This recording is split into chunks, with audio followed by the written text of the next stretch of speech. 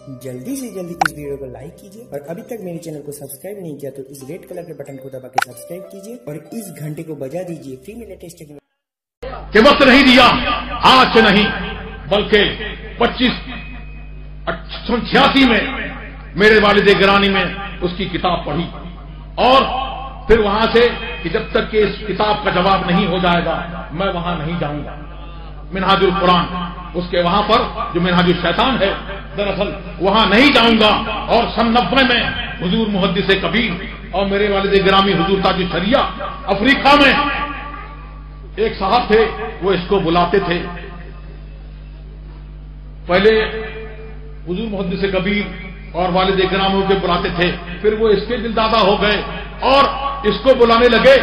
फिर ये हुआ कि बुला लिया तो क्या किया जाए, तो कहा हुजूर ताज शरिया ने और मुहद्दिस कबीर ने कि हम इसका जवाब देंगे। लेकिन ऐसे लोग जो होते हैं वो बात के सामने नहीं आते। दीवार कूद कर भाग गया, दीवार कूद कर भाग गया। उसके बाद वहां गोली चली, उसके बाद वहां गोली चली। अब ये कहते हैं कि जान बचाने के लिए भाग गया, वहां तो जान बचाने की थी। तो या मैं ये कहता हूं कि हुजूर मुहद्दिस कबीर और वालिद गिरामी हुजूर ताज शरिया ने क्या बुलेट प्रूफ जैकेट पहन रखी थी? गोली तो इनके लिए भी थी, लेकिन ये उलमाए हक हैं, एलाए हक और इत्ताले बातिल के लिए गोली तो गोली, अगर तोप का गोला भी छूटता तो ये वहां मौजूद रहते।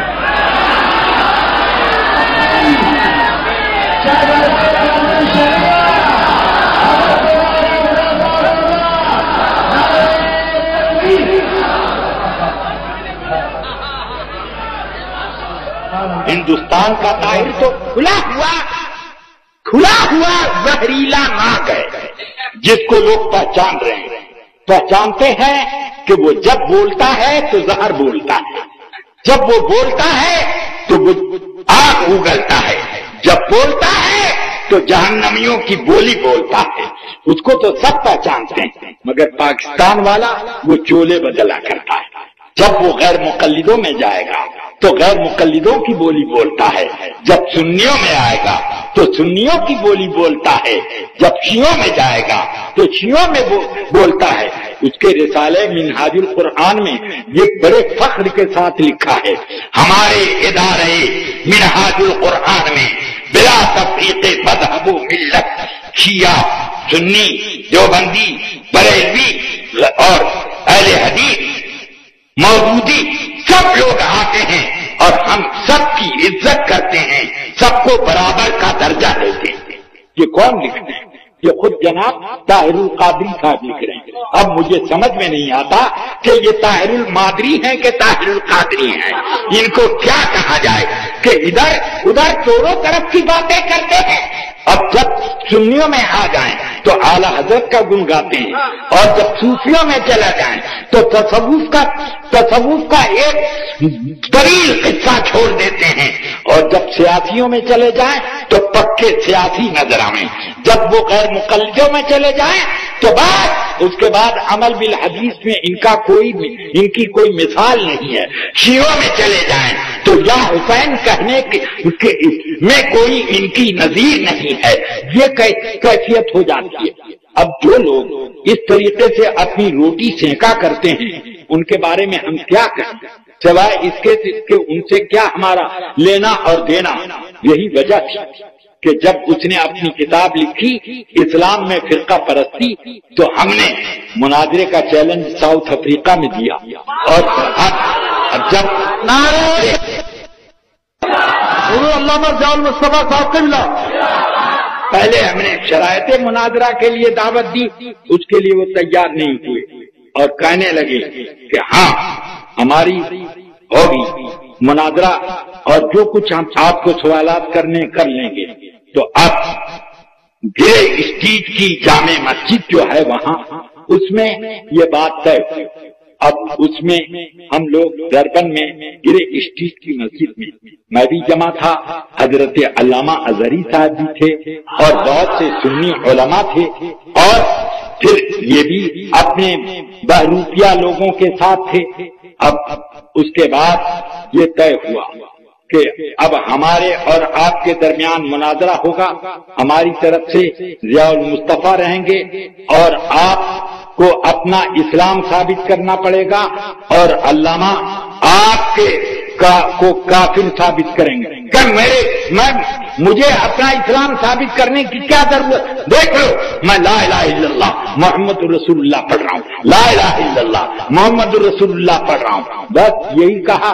اور اس کے بعد کسی نے مجمع میں سے گانٹ کر جیسے ہی کہا کہ چپ، تو بس اتنے میں کود کر کے وہاں سے بھاگے اور اخبار میں رپورٹ نکلی کہ مسجد کا دروازہ بھی بند تھا اور کوئی بھاگنے کا راستہ نہیں تھا کہ اتنے میں یہ ایک آدمی کے کاندھوں پہ چڑھے اور مسجد کی دیوار پر پہنچ گئے اور اس پر چھلانگ لگا۔ تو یہ تو ہیں جناب والا جن سے مناظرہ کرنا تھا، جن کو مناظرہ کرنا تھا، اگر سچائی پر تھے تو ہمارے اعتراضات کا جواب دیتے۔ بالکل ابھی مناظرہ شروع ہونے ہی کو ہے کہ آپ نے راہ فرار اختیار کر لی۔ یہ اس بات کی کھلی دلیل ہے کہ ان کو اصل میں اپنا پول کھولنا پسند نہیں ہے، اپنا پول کھولنا پسند نہیں ہے۔ تو اس لیے آپ اگر ان کا کوئی کیسٹ وغیرہ سنتے ہو تو اس بھرے میں مت آنا، ایسے لوگ بہت پیدا ہوئے ہیں اور ہوتے رہیں گے۔ زمخشری نہیں پیدا ہوا تھا، جاہد نہیں پیدا ہوا تھا اور عبد القاہر جرجانی نہیں پیدا ہوا تھا، ایک سے ایک لوگوں نے کتابیں لکھی اور اسی طرح سکاکی نہیں پیدا ہوا تھا۔ ان لوگوں نے عربی ادب میں ایسے ایسے جوہر دکھائے اور پھر ان لوگوں نے اپنے نئے طریقے کے اسلام کو، معتزلیت کو بہت پروان چڑھایا، لیکن اس کے بعد رزلٹ کیا نکلا؟ آپ سن رہے ہیں یوٹیوب رضوی چینل لوہردگا۔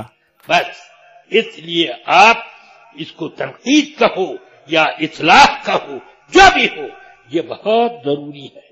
اب حالات اتنے بدل گئے کہ ہماری جماعت کے علماء میں ہمت اور جرأت پست ہو گئی، ہاں اتنی پست ہو گئی کہ اگر ان کو یہ ڈر ہے کہ متولی صاحب کہیں مجھے کوئی نوٹس نہ دے دیں تو حکم الہی پر عمل کرنے سے وہ بھاگنے لگتے ہیں، ہاں، اور یہ سوچتے ہیں مدرسے میں کیا ہو جائے کیا نہ ہو۔ الحمدللہ ہمارا مزاج بچپن سے ایسے ہی رہا کہ ہم ہمیشہ کوئی پسند کرے کہ نہ کرے، ہم یہ جانتے ہیں کہ اللہ اور اس کے رسول کی بارگاہ میں ہمارا یہ کام پسند آئے گا، اس لیے ہم نے اس کو کہا۔ لوگ کیا میرے اوپر تنقید نہیں کرتے؟ میرے شاگرد تک کہتے تھے اور شاگرد کے شاگرد تک کہتے کہ یہ ان کا کام فتنہ جگانا ہے، معاذ اللہ، اتنی بات کہہ دیتے۔ میں نے ثاقب کے بارے میں کہہ دیا کہ اس نے حضور تاج الشریعہ پر کیوں چوٹ کی کہ وہ یہ اس کے بارے میں، ویڈیو کے بارے میں وہ تشدد یا شدت سے کام لیتے تھے، یہ کیوں کہا؟ تو میں نے یہ کہا اور پھر اس کی کہ اس نے تقریر میں جو بنیادیں رکھی تھیں سب کو میں نے کھوکھل کر دیا اور کچھ بھی نہیں، تو اس کا ایک جواب نہیں۔ اب اس کی تقریر سنی تھی میں نے، تقریر ایک صاحب نے مجھے اپنے موبائل کے ذریعے سے سنائی، سن لی میں نے، اچھا سن لی، میں نے اس کا جواب دے دیا اور تو میں نے کچھ نہیں کہا۔ میں نے ایک بات ضرور کہی کہ یہ غیر مقلدیت کی تبلیغ ہے۔ جب اس نے کہا کہ جب ائمہ میں اختلاف پڑ جائے تو جس قول پر چاہو عمل کر لو، تو اس پر میں نے کہا یہ غیر مقلدیت کی تبلیغ ہے، تو وہ چیخ رہا ہے ادھر ادھر پورے ہندوستان میں کہ مجھے غیر مقلد کہہ دیا۔ اگر تم نے غیر مقلدیت کی تبلیغ نہ کی ہوتی تو چوٹ کیوں لے گی تم کو؟ کیوں تم کو یہ تکلیف ہو رہی ہے؟ پھر میں نے ایک جگہ یہ کہا کہ میں نے سنا ہے کہ اعلامیہ عمان پر تم نے دستخط کیا تو کیا اور نہ کیا تو کیا، مجھے بتاؤ کہ تمہارا کیا حکم ہوگا؟ اگر تم نے دستخط کیا تو تم کس خانے میں، نہیں دستخط کیا تو کیوں نہیں کیا یہ بتاؤ۔ تو اب میری ان باتوں کا تو کوئی جواب نہیں۔ جب وہ دلی میں تقریر کر رہا تھا اور اس میں شیخ الاسلام کر کے کہہ رہا تھا اس کو، کس کو؟ طاہر الپادری کو شیخ الاسلام کہہ رہا تھا، اور ادھر مسلک اعلی حضرت کے لیے بھی جھما رہا تھا۔ اسی وقت میں نے کہا لوگوں سے کہ یہ بہروپیہ ہے، اس سے بچ کر رہنا چاہیے، مگر کچھ لوگ ہم جیسے علماء سے بے نیاز ہو گئے اور اپنے آپ کو امام اعظم سمجھنے لگے، ہاں، اور وہ اس کو لے کر اس کا تعزیہ ادھر سے ادھر یہ گھما رہے ہیں، اور وہ تعزیہ دفن بھی ہو گیا، مگر کیا ہے وہ گھومتے ہی رہا ہو گیا، یہ کرتے رہے۔ تو اس لیے رفیقان ملت مجھے کہتے ہیں بس جھگڑا لگا دیتے، ارے بے وقوفو، تم نے کیوں نہیں کہا؟ اس بوڑھے کو کیوں ضرورت پڑی کہنے کی؟ دیکھ لیا کہ آج کے یہ جوان شیر بزدل ہو گئے، تو بوڑھا شیر اپنی شیری دکھانے آیا۔ حضور محدث